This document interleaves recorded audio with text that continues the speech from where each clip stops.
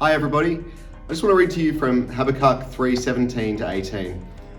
Though the fig tree does not bud, and there are no grapes on the vines, though the olive crop fails and the fields produce no food, though there are no sheep in the pen and no cattle in the stalls, yet I will rejoice in the Lord, I will be joyful in God, my Saviour.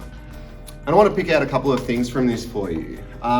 Just in case you're watching this 15 years in the future and you guys don't remember the great COVID mistake of 2019 and 2020, or pandemic rather than mistake. I want to pick out this word. It says though, and it says, though the fig tree does not bud, though there are no grapes on the vines, though the olive crop fails and the fields produce no food. There's a lot of this in this verse.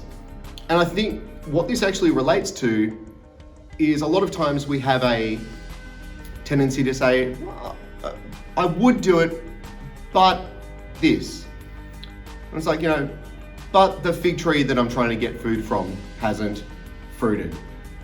But there's no grapes on my vines. But, the animals haven't survived. There's lots of excuses.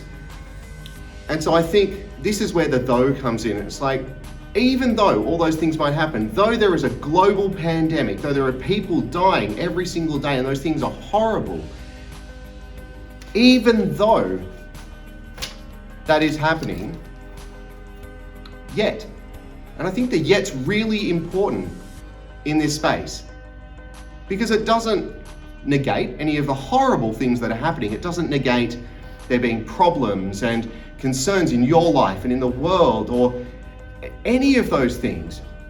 But it says, even though those things are happening, yet I will rejoice in the Lord.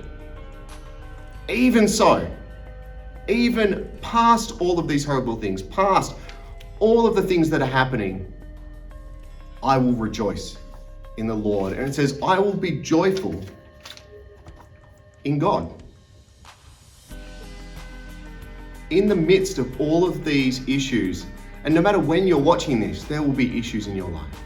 There will be concerns, there will be troubles, there will be all of these things.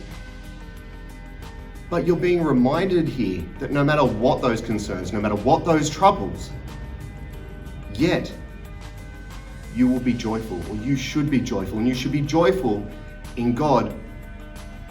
For God and for Jesus is your Saviour.